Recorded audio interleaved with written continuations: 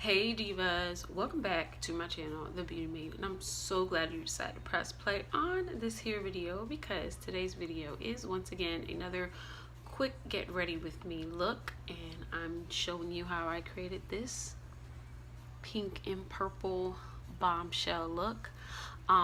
It's not really about the products that I'm using, more so just showing you my technique, showing you how I created the look. But I did use the Jaclyn Hill palette if you are wondering what colors I used. And of course, obviously I'm using the only purple in this palette, and I'm using this pink along with some of these neutral browns in here for transitioning colors and to, you know, to smoke it out a little bit. So those are the colors that I am using, even though I don't show you, you know, in the video. I'm just applying the makeup.